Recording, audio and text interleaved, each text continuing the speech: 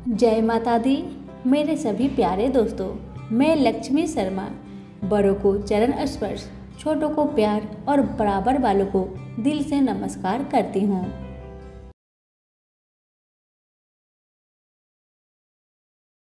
नवरात्रि के 5वें दिन आपको श्री दुर्गा सप्तशती पाठ का 9वां और 10वां अध्याय का श्रवण करना चाहिए। आइए सुनिए दुर्गा सप्तशती पाठ का 9वां और 10वां अध्याय। पहले सुनिए 9वां अध्याय। इस अध्याय में सुनेंगे निशुंभ वध की कहानी। राजा ने कहा, ऋषिराज, आपने रक्त बीज के वध से संबंध रखने वाला वृत्तांत मुझे सुनाया। अब मैं रक्त बीज के मरने के पश्चात क्रोध भरे हुए शुंभ व निशुंभ ने जो कर्म किया वह सुनना चाहता हूँ। महर्षि मेधा ने कहा, रक्त बीज के मारे जाने पर शुंभ और निशुंभ को बहुत क्रोध आया और अपनी बहुत बड़ी सेना को इस प्रकार सर्वनाश होते देखकर निशुंभ देवी पर आक्रमण करने के लिए दौड़ा।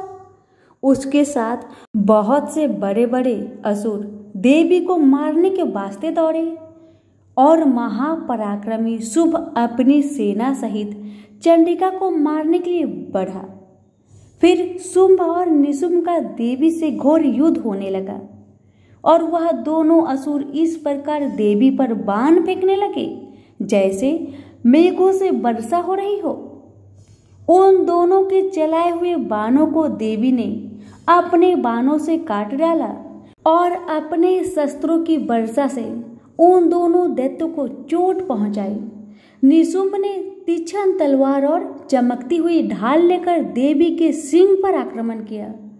अपने वाहन को पहुंची हुई देखकर देवी ने अपने क्षुद्र नामक बाण से निशुंभ की तलवार व ढाल दोनों को ही काट डाला। तलवार और ढाल कट जाने पर निशुंभ ने देवी पर शक्ति से प्रहार किया।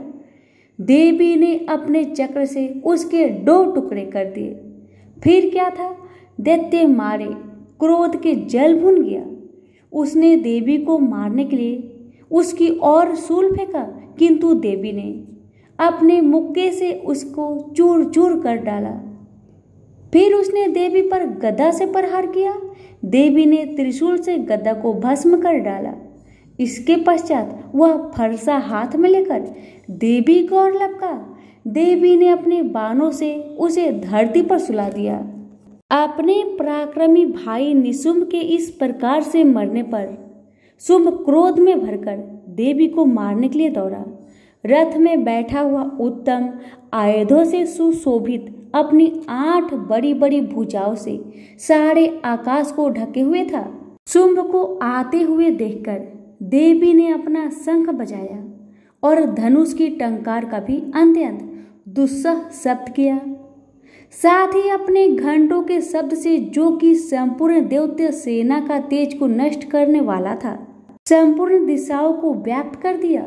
इसके पश्चात देवी के सिंह ने भी अपनी दहाड़ से, जिसे सुन बड़े बड़े बलवानों का मद चूर चूर हो जाता था, आकाश, पृथ्वी और 10 दिशाओं को पूरित कर दिया। फिर आकाश में उछलकर काली ने अपने दांतों तथा हाथों को पृथ्वी पर पटका। उसके ऐसा करने से ऐसा शब्द हुआ जिससे कि उससे पहले कि सारे शब्द शांत हो गए। इसके पश्चात शिवदूती ने असुरों के लिए भय उत्पन्न करने वाला अट्टहास किया, जिसे सुनकर सब दैत्य थर्रा उठे और शुंभ को बड़ा क्रोध हुआ।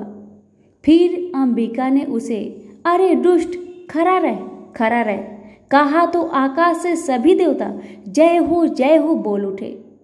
शुंभ ने वहां जाकर ज्वालाओं से युक्त एक अत्यंत भयंकर शक्ति छोड़ी, जिसे आते देखकर देवी ने अपनी मोहलका नामक शक्ति से काट डाला।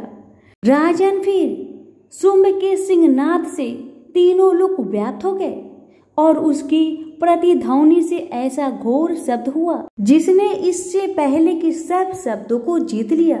शुंभ के छोड़े बाणों को देवी ने और देवी के छोड़े बाणों को शुंभ ने अपने बाणों से काटकर सैकड़ों और हजारों टुकड़ों में परिवर्तित कर दिया।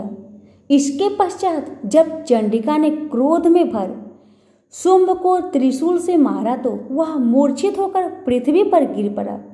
इतने में निशुंभ चैतन्य होकर वहां धनुष लेकर आया और अपने बाणों से उसने देवी काली तथा सिंह को घायल कर दिया। फिर उस राक्षस ने 10,000 भुजाएं धारण करके चक्र आदि आयुधों से देवी को आच्छादित कर दिया। तब भगवती दुर्गा ने कुपित होकर अपने बाणों से उन चक्रों तथा बाणों को काट डाला। यह देखकर निशुंभ हाथ में गदा लेकर चंडिका को मारने के लिए दौड़ा। उसके आते ही देवी ने तीक्ष्ण धार वाले खड्ग से उसकी गदा को काट डाला। उसने फिर त्रिशूल हाथ में ले लिया। देवताओं को दुखी करने वाला निशुंभ को त्रिशूल हाथ में लिए हुए आता देखकर चंडिका ने अपने शूल से उसकी छाती पर प्रहार किया और उसकी छाती को चीर डाला। शूल विदीर्ण हो जाने पर उसकी छाती में से एक उस जैसा ही महापराक्रमी दैत्य ठहर जा कहता हुआ निकला। उसको देखकर देवी ने बड़े जोर से ठहाका लगाया। अभी वह निकलने भी न पाया था कि उसका सिर अपनी तलवार से काट डाला।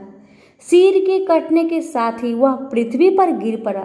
तदंतर सिंह दहाड़ कर असुरों को भक्षण करने लगा और काली शिव दूती भी राक्षसों का रक्त पीने लगी।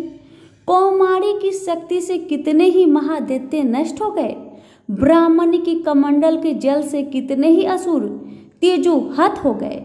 कई दैत्य महेश्वरी के त्रिशूल से विदीर्ण होकर पृथ्वी पर गिर पड़े और कई बारही के प्रहारों से छिन्न भिन्न होकर धराशायी हो गए। वैष्णवी ने भी अपने चक्र से बड़े बड़े पराक्रमियों का कचुम्बर निकालकर उन्हें यमलोक भेज दिया और ऐन्द्री के वज्रों से कितने ही महाबली राक्षस टुकड़े टुकड़े हो गए।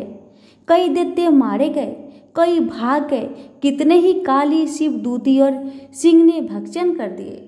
प्रेम से बोलिए माता रानी की जय हो। यहीं पर हमारी श्री दुर्गा सप्तशती पाठ 9वां अध्याय समाप्त हुआ। अब सुनिए 10वां अध्याय। इस अध्याय में सुनेंगे शुंभ वध की कहानी। महर्षि मेधा ने कहा, राजन, अपने प्यारा भाई को मरा हुआ तथा सेना को नष्ट हुए देखकर क्रोध में भरकर दैत्यराज शुंभ कहने लगा, दुष्ट दुर्गे, तू अहंकार से गर्व मत कर, क्योंकि तू दूसरों के बल पर लड़ रही है। देवी ने कहा, दुष्ट, मैं तो अकेली हूँ। इस संसार में मेरे सिवा दूसरा कौन है? यह सब मेरी शक्तियां हैं। देख, यह सब की सब मुझ में प्रविष्ट हो रही है। इसके पश्चात ब्राह्मणी आदि सब देवियां उस देवी के शरीर में लीन हो गई और देवी अकेली रह गई। तो देवी ने कहा, मैं अपनी ऐश्वर्य शक्ति से अनेक रूपों में यहाँ उपस्थित हुई थी। उन सब रूपों को मैंने समेट लिया है। अब अकेली ही यहाँ खड़ी हूँ, तुम भी यहीं ठहरो। महर्षि मेधा ने कहा, जब देवताओं तथा राक्षसों को देखते देवी तथा शुंभ में भयंकर युद्ध होने लगा, अंबिका देवी ने सैकड़ों अस्त्र शस्त्र छोड़े। उधर दैत्यराज ने भी भयंकर अस्त्रों का प्रहार आरंभ कर दिया। देवी के छोड़े हुए सैकड़ों अस्त्र को दैत्य ने अपने शस्त्रों द्वारा काट डाला। इसी प्रकार शुंभ ने जो अस्त्र छोड़े उनको देवी ने अपनी भयंकर हुक्कार द्वारा ही काट डाला। दैत्य ने जब सैकड़ों बाण छोड़कर देवी को ढक दिया तो क्रोध में भरकर देवी ने अपने बाणों से उसका धनुष नष्ट कर डाला। धनुष कट जाने पर दैत्येंद्र ने शक्ति चलाई, लेकिन देवी ने उसे काट कर फेंक दिया। फिर दैत्येंद्र चमकती हुई ढाल लेकर देवी की ओर दौड़ा, किंतु जब वह देवी के समीप पहुंचा तो देवी ने अपने तीक्ष्ण बाण से उसकी चमकने वाली ढाल को काट डाला। फिर दैत्येंद्र का घोड़ा मारा गया, रथ टूट गया, सारथी मारा गया। तब वह भयंकर मुकद्दर लेकर देवी ने अपने तीक्ष्ण बाण से उसके मुकद्दर को भी काट डाला। इस पर दैत्य ने क्रोध में भरकर देवी की छाती में बड़े जोर से एक मुक्का मारा। दैत्य ने जब देवी को मुक्का मारा तो देवी ने भी उसकी छाती में जोर से एक थप्पड़ मारा। थप्पड़ खाकर पहले तो दैत्य पृथ्वी पर गिर पड़ा, किंतु तुरंत ही वह उठकर खड़ा हुआ। फिर वह देवी को पकड़कर आकाश की ओर चला और उछला और वहां जाकर दोनों में युद्ध होने लगा। वह युद्ध ऋषियों व देवताओं को आश्चर्य में डालने वाला था। देवी आकाश में दैत्य के साथ बहुत देर तक युद्ध करती रही। फिर देवी ने उसे आकाश में घुमाकर पृथ्वी पर गिरा दिया। दुष्ट आत्मा दैत्य पुनः उठकर देवी को मारने के लिए दौड़ा। तब उसको अपनी ओर आता हुआ देखकर देवी ने उसकी छाती विदीर्ण करके उसको पृथ्वी पर पटक दिया। देवी के त्रिशूल से घायल होने पर उस दैत्य के प्राण पेखरू उड़ गए और उसके मरने पर समुद्र द्वीप और पृथ्वी सब कांपने लग गए। तदंतर उस दुष्ट आत्मा के मरने से संपूर्ण जगत प्रसन्न व स्वस्थ हो गया तथा आकाश निर्मल हो गया। पहले जो उत्पात सूचक मेघ और उल्कापात होते थे वह सब शांत हो गए थे। उसके मारे जाने पर नदियां अपने ठीक मार्ग में बहने लगी। संपूर्ण देवताओं का हृदय हर्ष से भर गया और गंधर्वनियां सुंदर गान करने लगी। गंधर्व बाजे बजाने लगे और अप्सराएं नाचने लगी। पवित्र वायु बहने लगी। सूर्य की कांति स्वच्छ हो गई। यज्ञशालाओं की बुझी हुई अग्नि अपने आप प्रज्वलित हो उठी तथा चारों दिशाओं में शांति फैल गई। तो प्रेम से बोलिए माता रानी की जय हो। यहीं पर हमारी श्री दुर्गा सप्तशती पाठ का 10वां अध्याय समाप्त हुआ।